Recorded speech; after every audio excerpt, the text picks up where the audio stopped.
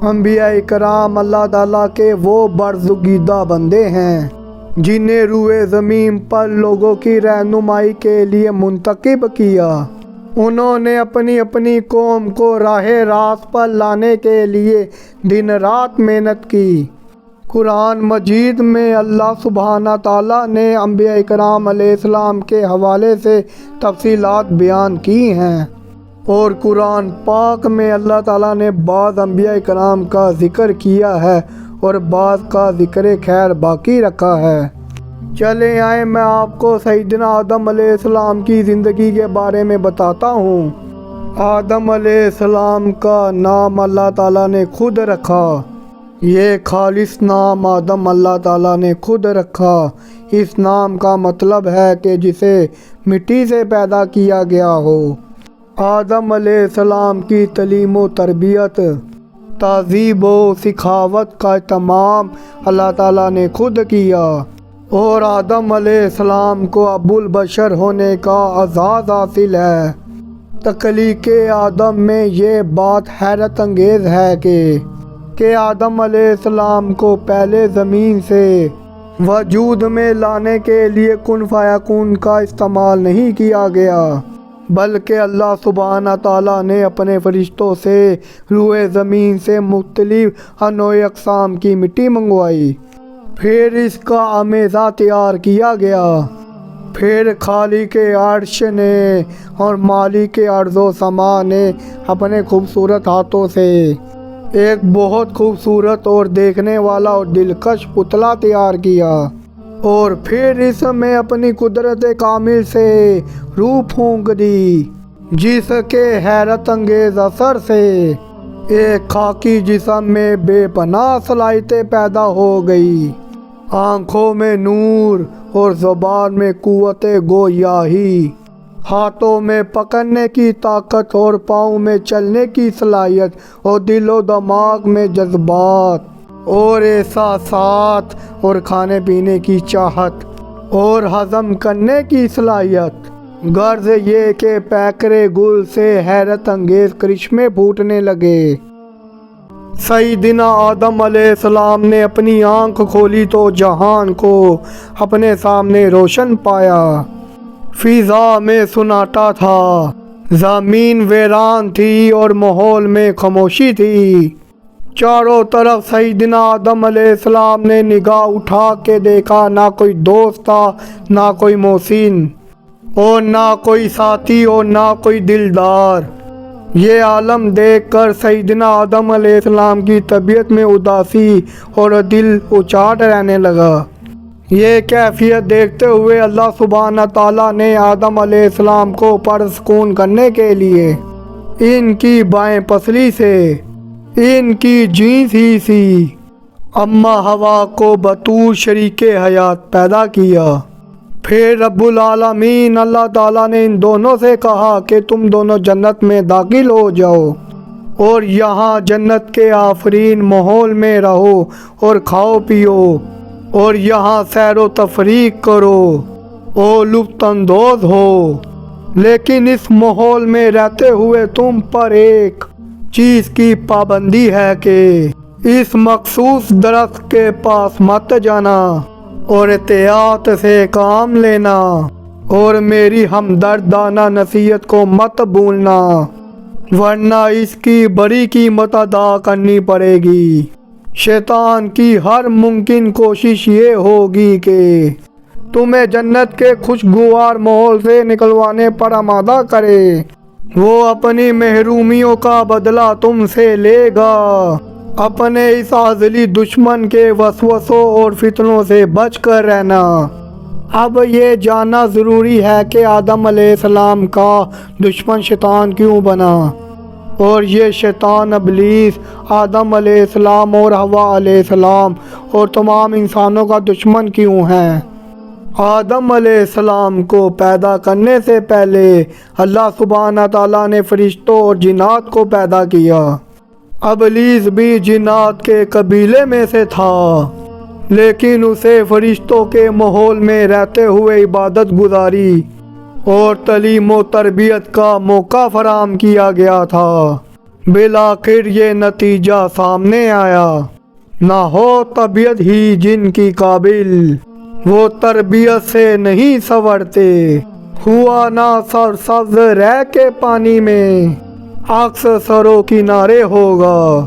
اللہ سبحانہ تعالیٰ نے جنات، ابلیس اور فرشتوں کے ہوتے ہوئے ایک خاکی مخلوق کو پیدا کرنے کا فیصلہ کیا، تو اللہ سبحانہ تعالیٰ نے فرشتوں سے مخاطب ہوتے ہوئے ارشاد فرمایا، جن میں ابلیس بھی تھا، کہ میں کھنکھناتے ہوئے سیاہ گارے سے انسان پیدا کرنے والا ہوں، جب میں اس کا ڈھانچہ تیار کر لوں اور اس میں اپنی جانب سے روح پھونک دوں تو تم سب اس کے آگے سجدہ ریز ہو جانا۔ ابلیس کے علاوہ تمام فرشتے حکم الہی کو تسلیم کرتے ہوئے پیکرے خاکی سیدنا آدم علیہ السلام کے سامنے سر باسجود ہو گئے، لیکن ابلیس اکڑ کر کھڑا رہا۔ اس حیرت انگیز منظر کو اللہ سبحانہ تعالیٰ نے قرآن مجید میں بہت پیارے لفظوں، آیات کی صورت و نصیحت بڑے انداز میں بیان فرمایا ہے۔ اور یاد کرو جب تیرے رب نے فرشتوں سے کہا کہ میں سڑے ہوئے گارے کی کھنکھناتی ہوئی مٹی سے ایک بشر پیدا کرنے والا ہوں، تو جب میں اس کو مکمل کر لوں اور اس میں اپنی روح پھونک دوں تو تم اس کے لیے سجدے میں گر پڑنا۔ تو تمام فرشتوں نے اس کو سجدہ کیا سوائے ابلیس کے۔ اس نے سجدہ کرنے والوں کا ساتھ دینے سے انکار کیا۔ پوچھا، اے ابلیس تیرا کیا معاملہ ہے کہ تو نے سجدہ کرنے والوں کا ساتھ نہ دیا؟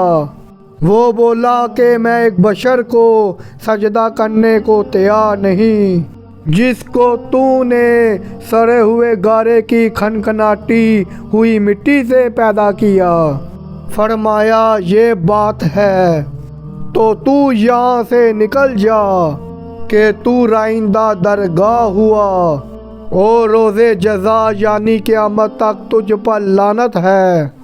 اس نے کہا کہ اے میرے رب، تو مجھے اس دن تک کے لیے مہلت دے دے جس دن لوگ اٹھائے جائیں گے۔ فرمایا اچھا، وقت معلوم کے دن تک مہلت پانے والوں میں سے تو بھی ہے۔ بولا اے رب، چونکہ تو نے مجھے گمراہ کیا، میں زمین میں دنیا کو ان کی نگاہوں میں آراستہ کروں گا اور ان میں تیرے خاص بندوں کے سوا میں سب کو گمراہ کر کے چھوڑوں گا۔ فرمایا یہ ایک سیدھی راہ ہے جو مجھ تک پہنچانے والی ہے، میرے بندوں پر تیرا کوئی زور نہیں چلے گا سوائے ان کے جو گمراہوں میں سے تیرے پیروکار بن جائیں، اور ان سب کے لیے جہنم ہی ٹھکانہ ہے۔ اس کے 7 دروازے ہیں اور ہر دروازے کے لیے ان کا مخصوص حصہ ہوگا۔ تخلیق آدم کا حقیقی مقصد بیان کرتے ہوئے اللہ سبحانہ تعالیٰ فرشتوں سے یہ بیان ارشاد فرماتے ہیں کہ میں زمین میں ایک خلیفہ بنانے والا ہوں۔ فرشتوں نے یہ اطلاع پا کر اندازہ لگایا کہ اس نئی مخلوق کو خلافت کے منصب پر فائز کرنے کے لیے اختیارات بھی تجویز کیے جائیں گے، اور اختیارات کو عدل و انصاف کے ساتھ استعمال کرنا کوئی آسان کام نہیں۔ اختیارات کے ملنے پر انسان کے بہک جانے کا بھی امکان ہے۔ زمین میں بدامنی اور فساد پھیلنے کا اندیشہ ہے۔ اللہ سبحانہ تعالیٰ نے فرشتوں سے کہا کہ میں اس منصوبے کے تمام پہلوؤں کو جانتا ہوں اور تم نہیں جانتے۔ اولاد آدم میں ظلم و ستم کرنے والے، فاسد اور فساد کرنے والے، بے انصافی کرنے والے بھی پیدا ہوں گے، اور اولاد آدم میں کچھ ایسے بھی لوگ پیدا ہوں گے جو خود عدل و انصاف کریں گے وہ لوگوں کو بھی عدل و انصاف کرنے کا کہیں گے، اور حق و سچ پر ڈٹ جائیں گے اور لوگوں کو بھی حق سچ پر مائل کریں گے۔ اللہ سبحانہ تعالیٰ نے اس واقعے کی منظر کشی کی تفصیل ان الفاظ میں بیان کی۔ اور یاد کرو جب کہ تمہارے پروردگار نے فرشتوں سے کہا کہ میں زمین میں ایک خلیفہ بنانے والا ہوں۔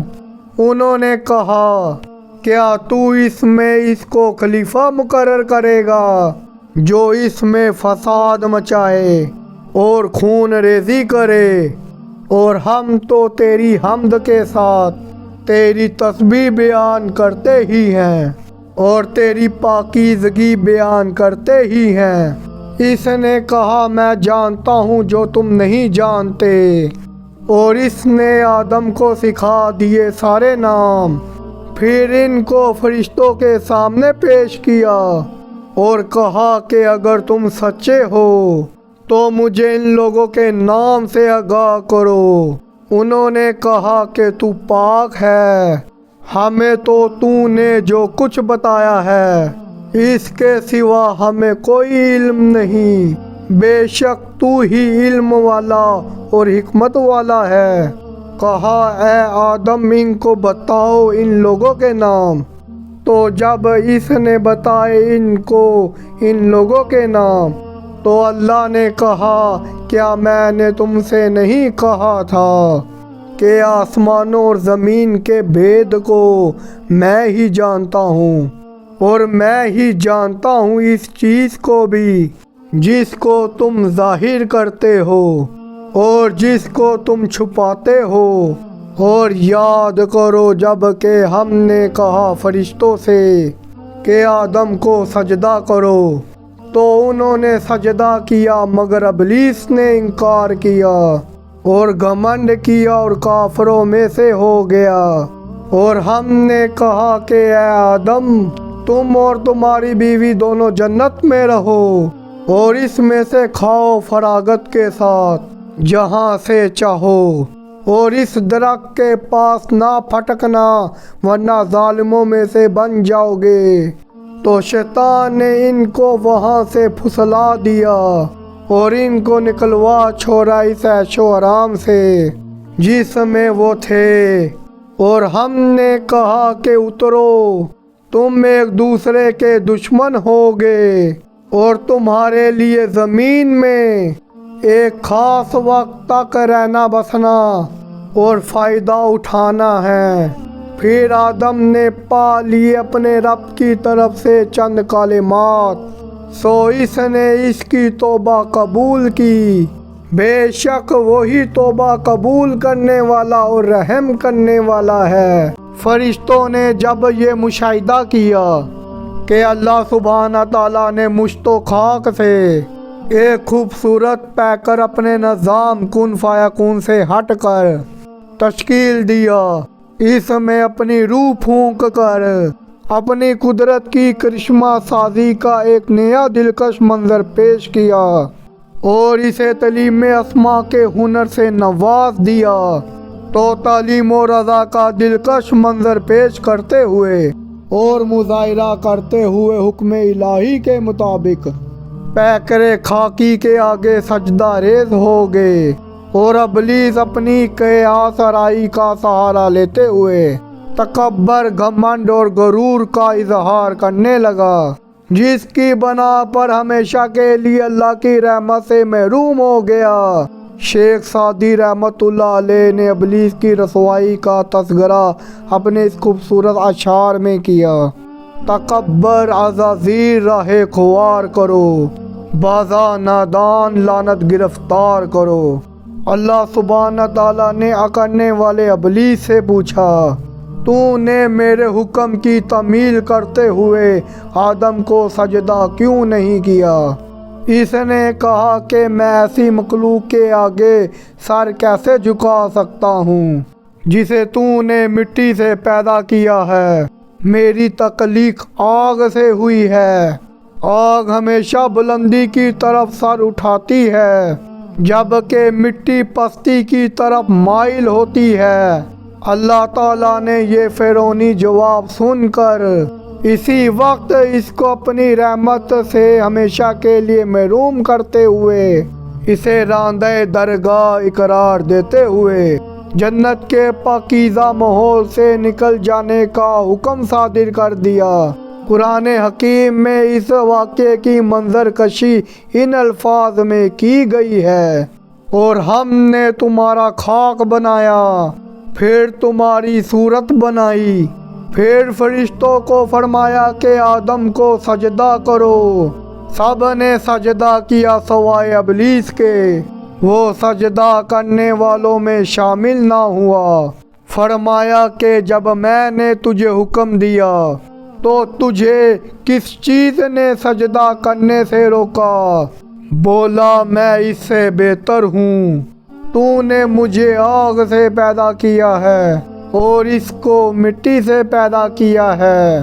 فرمایا پھر تو یہاں سے اتر، تجھے یہ حق نہیں ہے کہ تو اس میں گھمنڈ کرے، تو نکل جا، یقیناً تو ذلیلوں میں سے ہے۔ بولا اس دن تک کے لیے تو مجھے مہلت دے دے جس دن لوگ اٹھائے جائیں گے۔ فرمایا تجھے مہلت دے دی گئی ہے۔ بولا چونکہ تو نے مجھے گمراہی میں ڈالا ہے، اس وجہ سے میں تیری سیدھی راہ پر آنے والوں کے لیے گھاٹ میں بیٹھوں گا، پھر میں ان کے آگے، ان کے پیچھے، ان کے دائیں اور ان کے بائیں سے ان پر حملہ کروں گا، اور تو ان میں سے اکثر کو اپنا شکر گزار نہ پائے گا۔ فرمایا تو یہاں سے نکل، خوار و راندہ، ان میں سے جو تیری پیروی کریں گے تو میں تم سب سے جہنم کو بھر دوں گا۔ سیدنا آدم علیہ السلام کو اپنی بیوی اماں حوا کے ساتھ جنت میں ایک ساتھ رہنے کا حکم صادر کر دیا گیا۔ شرط بس یہ تھی کہ ساری جنت تمہارے لیے، لیکن یہ درخت تمہارے استعمال کے لیے منع ہے، اس کے قریب بھی نہ جانا۔ ابلیس نے طال لیا کہ یہی ایک حربہ ہے جسے استعمال کر کے میں آدم کو جنت سے نکلوا کر اپنی محرومیوں کا بدلہ لے سکتا ہوں۔ اس لیے مکاری کے ساتھ ناصحانہ روپ دھار کر سیدنا آدم علیہ السلام سے کہا، کیا آپ کو معلوم ہے کہ اللہ نے تمہیں اس درخت کے قریب جانے سے کیوں منع کیا ہے؟ دراصل اللہ کا ارادہ یہ ہے کہ تم دونوں کو جلد ہی جنت کے خوشگوار ماحول سے نکال دیا جائے۔ میں کافی عرصے سے یہاں رہتا ہوں، میں یہ سب اچھی طرح جانتا ہوں۔ جس درخت کو تمہارے لیے ممنوع کیا گیا ہے، یہ ایک ایسا درخت ہے جس کو استعمال کرنے والا ہمیشہ اس جنت کے خوشگوار ماحول میں رہے گا اور یہاں لطف اندوز ہوتا رہے گا۔ میں حلفیہ قسم کھاتا ہوں کہ میں تمہارا خیر خواہ ہوں، میری مانو، اس درخت کے پھل کو کھا لو، اچھے رہو گے۔ اللہ سبحانہ تعالیٰ نے شیطان مردود کی اس وسوسہ کاری اور فتنہ سمانی کو اس انداز میں بیان کیا ہے۔ ارشاد باری تعالیٰ ہے، پھر شیطان نے ان کے اندر وسوسہ اندازی کی اور کھلوا دی ان کی شرمگاہ کی جگہ جو ان سے چھپائی گئی تھی۔ اس نے ان سے کہا کہ تمہارے رب نے تو تمہیں اس درخت سے صرف اس وجہ سے روکا کہ تم کئی فرشتے یا ہمیشہ زندہ رہنے والے بن جاؤ، اور ان سے قسمیں کھائی کہ میں تمہارے خیر خواہوں میں سے ہوں۔ اس طرح قریب سے ان کو اپنی باتوں میں مائل کر لیا۔ پس جب انہوں نے درخت کا پھل کھا لیا اور ان کی شرم کی جگہ ان کے سامنے بے پردہ ہو گئی، وہ اپنی شرم گاہوں کو باغ کے پتوں سے ڈھکنے لگے، اور ان کے رب نے ان کو آواز دی کہ کیا میں نے تمہیں اس درخت سے روکا نہیں تھا اور یہ نہیں کہا تھا کہ شیطان تمہارا کھلا دشمن ہے؟ وہ بولے کہ اے ہمارے رب، ہم نے اپنی جانوں پر ظلم کیا، اور اگر تو ہماری بخشش نہیں کرے گا اور ہم پر رحم نہ کرے گا تو ہم نامرادوں میں سے ہو جائیں گے۔ فرمایا اترو، تم ایک دوسرے کے دشمن ہو اور تمہارے لیے زمین میں ایک وقت خاص تک ٹھہرنا اور فائدہ اٹھانا ہے۔ فرمایا اسی میں تم جیو گے، اسی میں مرو گے اور اسی سے نکالے جاؤ گے۔ ابلیس اولاد آدم کو صراط المستقیم سے ہٹانے کے لیے سر توڑ کوشش میں مصروف ہے۔ وہ ہر جگہ، ہر پہلو، ہر سمت سے انسان پر حملہ وار ہوتا ہے۔ وہ انسان کے مشاہدات اور احساسات اور جذبات اور خواہشات غرض ہر سوراخ سے انسان کے اندر گھسنے کی کوشش کرتا ہے۔ وہ انسان کے فکر و فلسفہ اور راک میں زہر گھولنے سے باز نہیں آتا کہ وہ انسان کی تحقیق، تنقید، تصنیف، ادب، آرٹ، تہذیب، معیشت اور معاشرے، فیشن، کلچر اور سیاست اور مذہب میں ہر وقت فساد کرنے کی تدبیر کرتا رہتا ہے۔ ابلیس نے اللہ تعالیٰ کے روبرو باقاعدہ چیلنج کیا کہ میں اولاد آدم کو ہر زاویے سے گمراہ کرنے کی بھرپور کوشش کروں گا۔ ابلیس کی جاہلانہ گفتگو کو قرآن حکیم میں یوں بیان کیا گیا ہے، ذرا دیکھ تو یہی ہے وہ جس کو تو نے مجھ پر فضیلت دی ہے، اگر تو نے قیامت تک کے لیے مجھے مہلت بخشی تو تھوڑی سی تعداد کے سوا میں اس کی ساری اولاد کو چٹ کر جاؤں گا۔ اللہ تعالیٰ نے فرمایا پس دفع ہو جا، جو ان میں سے تیری پیروی کریں گے تو تمہارا بھرپور بدلہ جہنم ہے۔ تو ان میں سے جن کو اپنے شور و شاگابب سے اکھاڑ سکے اکھاڑ لے، اور ان پر اپنے سوار اور پیادے چڑھا لے، اور ان کے مال و اولاد میں ان کا ساتھی بن جا، اور ان کو اپنے پر فریب وعدوں کے سبز باغ دکھا۔ شیطان کے ان کے ساتھ سارے وعدے مخصوص دھوکے ہیں۔ بے شک تجھے میرے خاص بندوں پر کوئی اختیار حاصل نہیں ہوگا، اور تیرا رب اعتماد کے لیے کافی ہے۔ اس آیت کریمہ سے شیطان کے چالوں اور خطرناکیوں کے بارے میں اور اس کی وسعت کا اظہار ہے، اور یہ بات بھی نکلتی ہے کہ وہ اپنے خطرناک منصوبوں کو بروئے کار لانے کے لیے ہر قسم کے ہتھ کنڈے استعمال کرے گا۔ البتہ ایک پہلو اس میں تسلی کا ہے کہ اللہ تعالیٰ نے اس کو انسان پر یہ اختیار نہیں بخشا کہ اس کے اختیار اور ارادے کو سلب کر سکے، کہ انسانوں کا ارادہ اور اختیار بہرحال باقی رہے گا۔ اس وجہ سے اللہ کے بندے صراط المستقیم پر رہنے کا ارادہ قائم کر لیں۔ وہ شیطان کی چالوں اور وسوسہ سازی اور فتنوں میں نہیں آتے اور صراط المستقیم پر قائم رہتے ہیں، بے شک ان کو اپنی جان کی بازی لگانی پڑے۔ اللہ سبحانہ تعالیٰ اولاد آدم کو شیطان کی فتنہ سمانیوں سے بچنے کے لیے تلقین کرتے ہوئے، اے بنی آدم، شیطان تمہیں فتنے میں نہ ڈالنے پائے جس طرح اس نے تمہارے ماں باپ کو جنت سے نکلوا چھوڑا، ان کے لباس اتروا کر ان کو ان کے سامنے بے پردہ کر دیا، اور یہ تمہیں وہاں سے دیکھتے ہیں جہاں سے تم ان کو نہیں دیکھتے۔ ہم نے شیاطین کو ان لوگوں کا رفیق بنا دیا ہے جو ایمان سے محروم ہیں۔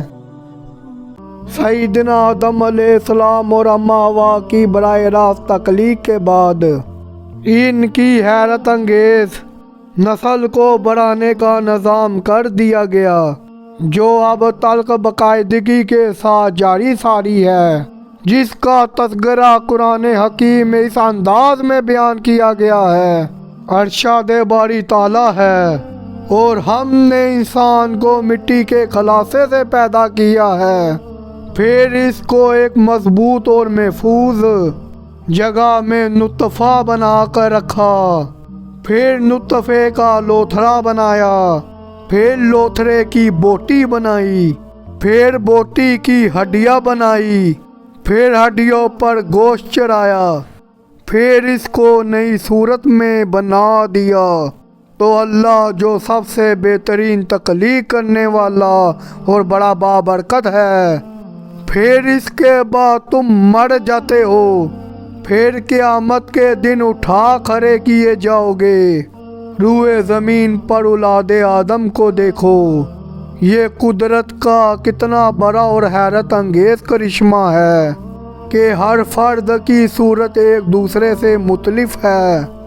اللہ سبحانہ تعالیٰ نے ہر انسان کی صورت کا سانچہ ایک خاص حساب سے بنایا ہے، اور ہر انسان کے نقوش مختلف قسم کے ہیں اور آوازیں بھی جدا جدا ہیں۔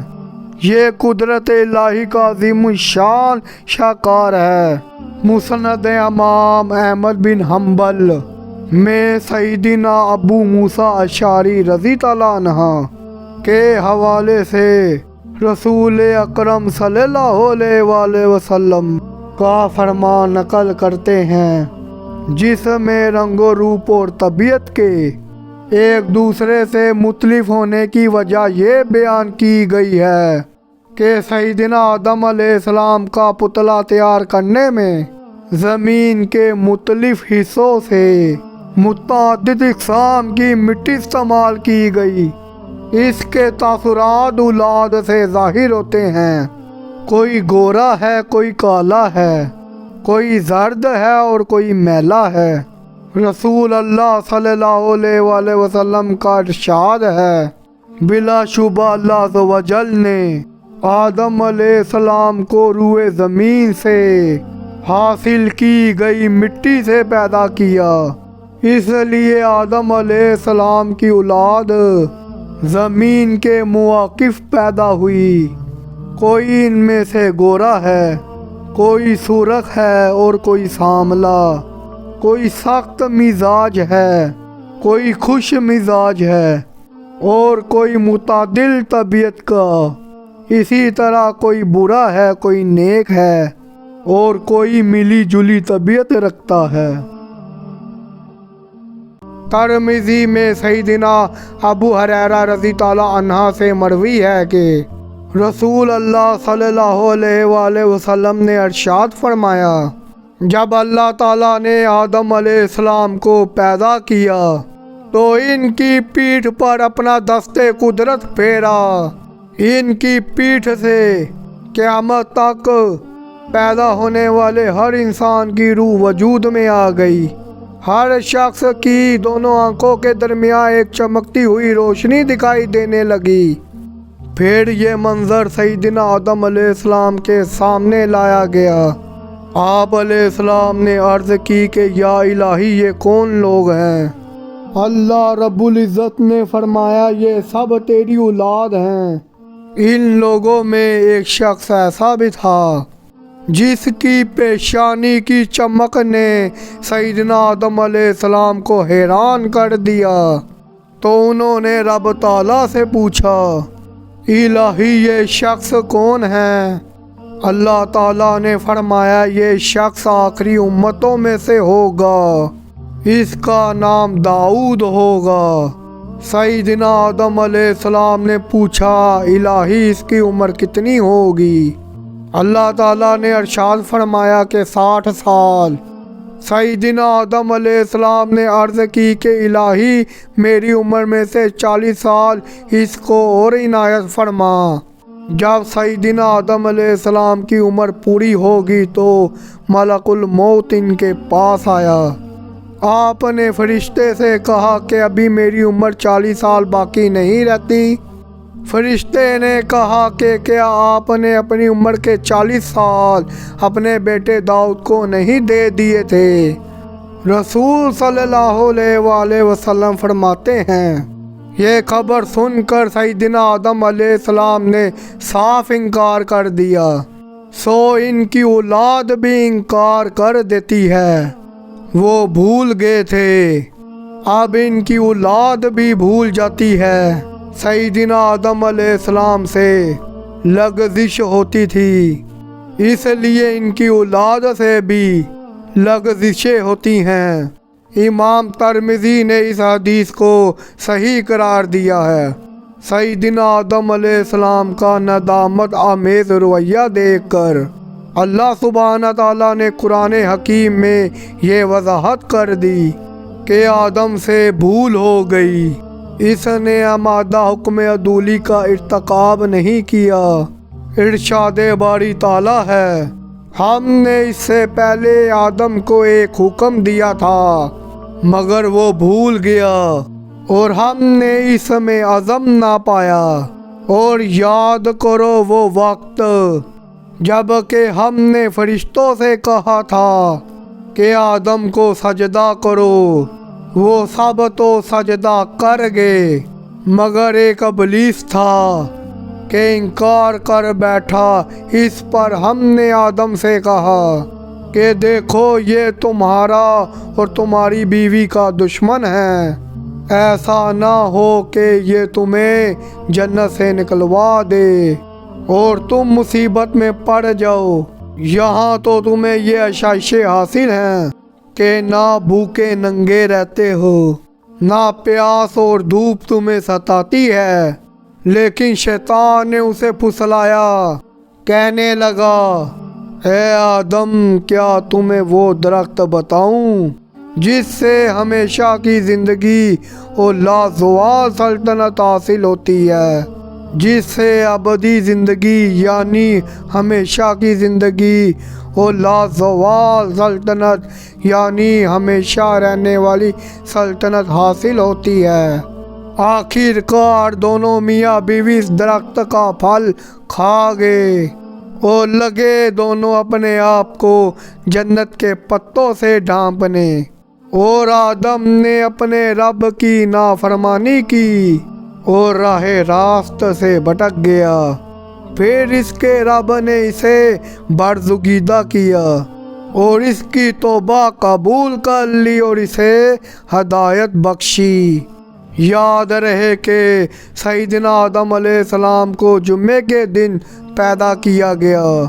اسی مبارک دن آدم علیہ السلام کو جنت میں داخل کیا گیا اور اسی دن آدم علیہ السلام کو جنت سے نکالا گیا، اور اسی دن ہی قیامت قائم ہوگی، جیسا کہ صحیح بخاری میں حضرت ابو ہریرہ رضی اللہ عنہ کے حوالے سے نبی صلی اللہ علیہ وآلہ وسلم کی یہ حدیث نقل کی گئی ہے۔ سیدنا حضرت ابو ہریرہ رضی اللہ عنہ نبی پاک صلی اللہ علیہ وآلہ وسلم سے یہ روایت کرتے ہیں کہ آپ صلی اللہ علیہ وآلہ وسلم نے ارشاد فرمایا، بہترین دن جس میں سورج طلوع ہوتا ہے وہ جمعے کا دن ہے۔ اس میں آدم علیہ السلام کو پیدا کیا گیا، اس میں اسے جنت میں داخل کیا گیا، اس میں اسے جنت سے نکالا گیا، اور اسی میں قیامت قائم ہوگی۔ سیدنا آدم علیہ السلام کو بروز جمعہ جنت سے روئے زمین پر اتارا گیا۔ بعض روایات کے مطابق آپ کا نزول زمین میں ہند پر ہوا۔ سیدنا عبداللہ بن عباس رضی اللہ عنہ فرماتے ہیں کہ سیدنا آدم علیہ السلام کو مکہ اور طائف کے درمیان مقام حنان میں اتارا گیا۔ وہ اپنے ساتھ جنت سے حجرہ اسود بھی لے آئے، جو اس وقت بیت اللہ یعنی خانہ کعبہ کی دیواروں میں نصب ہے۔ اما حوا علیہ السلام کو جدہ میں اتارا گیا۔ ان دونوں کی ملاقات میدان عرفات میں ہوئی۔ سیدنا ابو موسیٰ اشعری رضی تعالیٰ عنہ بیان کرتے ہیں کہ جب اللہ تعالیٰ نے آدم علیہ السلام کو جنت سے زمین پر اتارا تو آپ کو ہر چیز کی صنعت سکھوا دی تاکہ زمین میں آسانی کے ساتھ زندگی بسر کر سکیں۔ سیدنا آدم علیہ السلام اور حوا علیہ السلام کی ازدواجی زندگی میں سب سے پہلا بیٹا قابیل پیدا ہوا اور اس کے ساتھ ایک بیٹی پیدا ہوئی، اور دوسرے نمبر پر حابیل نے جنم لیا اور اس کے ساتھ بھی ایک بیٹی پیدا ہوئی۔ اللہ تعالیٰ کی عظیم الشان قدرت سے جڑواں بچے جنم لیتے رہے۔ افزائش جبل رحمت پر لگا ہوا کتبہ جس پر عربی زبان لکھی ہوئی ہے۔ سری لنکا میں پہاڑ کی چوٹی پر سیدنا آدم علیہ السلام کے پاؤں کے نشان ہیں۔ سیدنا آدم علیہ السلام کی نسل کو مضبوط اور آگے بڑھانے کے لیے یہ تعبیر کی گئی، پہلے جوڑے کے مرد کا دوسرے جوڑے کی عورت سے نکاح کر دیا جائے۔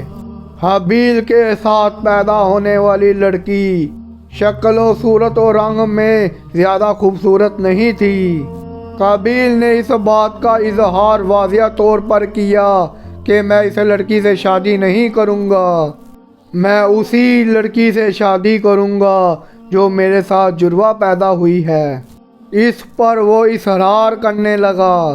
جب سیدنا آدم علیہ السلام نے دیکھا کہ قابیل ضد پر اڑ گیا ہے اور میرے قائم کردہ اصولوں کی خلاف ورزی کرنے لگا ہے، تو دونوں بھائیوں کے تعلقات کو خوشگوار بنانے کے لیے یہ تجویز کی کہ تم دونوں اپنے مال کی اللہ تعالیٰ کی بارگاہ میں قربانی پیش کرو، اور جس کی قربانی قبول کر لی جائے گی تو قابیل کی جڑواں بہن اس کے عقد نکاح میں آ جائے گی۔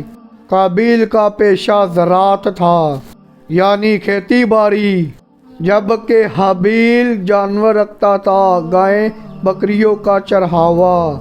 جبکہ قابیل نے زرد قسم کا اناج قربانی کے لیے میدان میں رکھ دیا، اور حابیل نے قربانی کے لیے بہت عمدہ جانور پیش کیا۔ اس زمانے میں قربانی اس طرح قبول ہوتی تھی کہ آسمان سے آ کر آگ اس قربانی کو کھا جاتی تھی، اور اسی وقت پتہ چل جاتا تھا کہ قربانی قبول ہو چکی ہے۔ دونوں قربانیاں مینا کے میدان میں رکھ دی، اور اسی وقت آسمان سے آگ نازل ہوئی اور حابیل کی عمدہ جانور والی قربانی کو جلا کر راکھ کر دیا۔ قابیل نے جب یہ صورتحال دیکھی تو وہ ہکا پکا رہ گیا اور غصے سے لال پیلا ہونے لگا۔ اپنے بھائی حابیل کو جلی کٹی سنانے لگا، یہاں تک کہ اس نے قتل کی دھمکی بھی دے دی۔ جبکہ حابیل نے اپنے بھائی کے جاہلانہ رویے کو دیکھ کر شریفانہ رویہ اختیار کیا۔ بعد میں قابیل نے حابیل کو قتل کر دیا، اور روئے زمین میں انسانی نسل کے پہلے فرد کا خون بہہ گیا۔ حسد اور کینہ اس پر حاوی ہو چکا تھا۔ قابیل نے اپنے بھائی کو قتل تو کر دیا، لیکن کس طرح اسے اپنی آنکھوں سے اوجھل کرے، یعنی غائب کرے، اس کے لیے وقتہ بن گیا۔ آخر کار ایک کوے کے ذریعے، جس سے اسے پشیمان کا سامنا کرنا پڑا۔ ارشاد باری تعالیٰ ہے، اور ان کو آدم کے دو بیٹوں کی سرگزشتہ اس کی حکمت کے ساتھ سناؤ۔ جب کہ ان دونوں نے قربانی پیش کی تو ان میں سے ایک کی قربانی قبول ہوئی اور دوسرے کی قربانی قبول نہیں ہوئی۔ وہ بولا کہ میں تجھے قتل کر کے رہوں گا۔ اس نے جواب دیا کہ اللہ تو صرف اپنے متقی بندوں کی قربانی قبول کرتا ہے۔ اگر تم مجھے قتل کرنے کے لیے مجھ پر دست درازی کرو گے تو میں تم کو قتل کرنے کے لیے تم پر دست درازی کرنے والا نہیں۔ میں اللہ رب العزت سے ڈرتا ہوں۔ میں چاہتا ہوں کہ میرا گناہ اور اپنا گناہ دونوں تم ہی لے کر لوٹو اور جہنم والوں میں سے بنو، اور یہی سزا ہے ظالموں کی۔ بالآخر اس کے نفس نے اس کو اپنے بھائی کے قتل پر آمادہ کر لیا، اور وہ اس کو قتل کر کے نامرادوں میں سے ہو گیا۔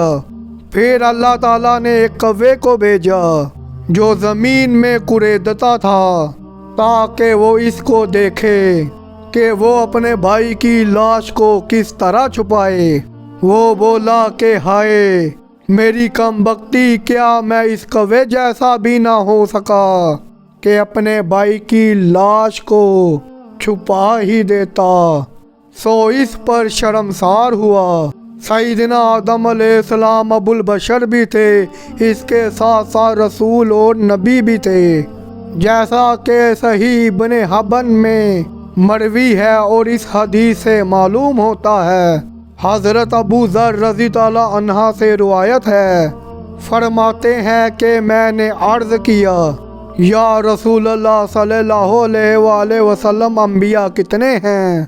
آپ صلی اللہ علیہ وآلہ وسلم نے فرمایا 1,24,000۔ میں نے عرض کیا یا رسول اللہ صلی اللہ علیہ وآلہ وسلم، ان میں سے رسول کتنے ہیں؟ آپ صلی اللہ علیہ وآلہ وسلم نے فرمایا 313، یہ بڑی تعداد ہے۔ میں نے عرض کیا یا رسول اللہ صلی اللہ علیہ وآلہ وسلم، ان میں سے سب سے پہلے کون تھے؟ آپ صلی اللہ علیہ وآلہ وسلم نے فرمایا آدم علیہ السلام۔ میں نے عرض کیا یا رسول اللہ صلی اللہ علیہ وآلہ وسلم، کیا یہ نبی مرسلین ہیں؟ آپ صلی اللہ علیہ وآلہ وسلم نے فرمایا ہاں، کیونکہ اللہ تعالیٰ نے انہیں اپنے ہاتھ سے پیدا کیا، پھر اس میں اپنی روح پھونکی، پھر سامنے سے اسے استوار کیا۔ غرض یہ کہ اس سے معلوم ہوتا ہے کہ سیدنا آدم علیہ السلام اللہ کے نبی اور رسول تھے۔ سیدنا آدم علیہ السلام کی تخلیق جنت میں ہوئی، اور ملائکہ کا ان کو سجدہ کرنا اور ابلیس کا سجدے سے انکار کرنا، اور جنت کے اس درخت کا پھل کھانا اور جنت سے نکل جانا، آدم علیہ السلام کی تعلیم اور اسما کا سیکھنا، زمین پر کاشتکاری اور صنعت کا آنا اور کھیتی باڑی کرنا اور ہر زبان کا آنا اور اللہ سے توبہ کرنا، اور قابیل کا اپنے بھائی حابیل کو قتل کرنا، یہ سب تقدیر کا حصہ ہے، اور یہ سب اللہ نے پہلے سے لکھ رکھی تھی۔ اس لیے سیدنا آدم علیہ السلام پر الزام نہیں دیا جا سکتا۔ ذیل حدیث حضرت محمد صلی اللہ علیہ وآلہ وسلم سے ثابت ہے۔ سیدنا ابو ہریرہ رضی اللہ عنہ روایت کرتے ہیں کہ نبی صلی اللہ علیہ وآلہ وسلم نے ارشاد فرمایا کہ موسیٰ علیہ السلام نے سیدنا آدم علیہ السلام سے ترش روئی سے بات کرتے ہوئے کہا کہ آپ نے اپنی ایک لغزش کی وجہ سے لوگوں کو جنت سے نکال دیا اور آپ نے انہیں مصیبت میں مبتلا کر دیا۔ سیدنا آدم علیہ السلام نے حضرت موسیٰ علیہ السلام سے فرمایا اے موسیٰ، تم وہی ہو جسے اللہ تعالیٰ نے اپنی طرف سے رسالت اور ہم کلامی کے لیے منتخب کیا۔ آپ مجھے ایک ایسے معاملے میں ملامت کر رہے ہیں جسے اللہ تعالیٰ نے مجھے پیدا کرنے سے پہلے میری تقدیر میں لکھ دیا تھا۔ یا آپ صلی اللہ علیہ وآلہ وسلم نے یہ ارشاد فرمایا کہ مجھے پیدا کرنے سے پہلے اللہ تعالیٰ نے یہ سب کچھ میرے مقدر میں درج کر رکھا تھا۔ سیدنا آدم علیہ السلام اور موسیٰ علیہ السلام کی یہ ہم کلامی کہاں ہوئی، اس بارے میں وضاحت نہیں کی گئی۔ البتہ قرآن حکیم سے یہ معلوم ہوتا ہے کہ یہ بات چیت روح کی دنیا میں ہوئی، اور جس کی اطلاع رسول صلی اللہ علیہ وآلہ وسلم کو وحی کے ذریعے کی گئی، اور آپ صلی اللہ علیہ وآلہ وسلم نے یہ راز والی گفتگو اپنی امت کو بتا دی۔ یاد رہے کہ اللہ تعالیٰ نے تمام مخلوقات کی تقدیر کو اپنے ازلی علم کی بنیاد پر لکھی ہے، اللہ تعالیٰ ہر مستقبل، حال اور ماضی کو جانتا ہے اور اس کی ذات ان سب چیزوں سے آزاد ہے۔ اللہ تعالیٰ ہر علم کو جانتے ہیں، ہر چیز کو جانتے ہیں، اور قیامت تک جو کچھ بھی ہونا ہے اس کی تمام تفصیلات اللہ تعالیٰ بخوبی جانتے ہیں۔ جو کچھ مستقبل میں ہوتا ہے اللہ تعالیٰ کو پہلے سے اس کا علم ہوتا ہے، اس لیے اللہ تعالیٰ ہر چیز کو پہلے ہی لکھ لیتے ہیں۔ سیدنا آدم علیہ السلام اپنی طبعی زندگی کے آخری دور میں داخل ہوئے۔ موت ان کو اپنے سر پر منڈلاتی ہوئی نظر آنے لگی۔ اپنے بیٹوں کو کہا کہ جنت کے پھل کھانے کو میرا جی چاہتا ہے۔ تمام بیٹے پھل کی تلاش میں نکل پڑے۔ فرشتوں سے آمنا سامنا ہوا۔ ان کے پاس کفن اور جنت کی خوشبو تھی اور زمین کھودنے کا آلات بھی تھا۔ فرشتوں نے ابن آدم سے پوچھا، کدھر جا رہے ہو؟ کہاں کا ارادہ ہے؟ کس چیز کی تلاش ہے؟ انہوں نے کہا کہ ہمارے ابا جان بیمار ہیں، انہوں نے جنت کے پھل کھانے کی خواہش کی ہے، ہم پھلوں کی تلاش میں نکلے ہیں۔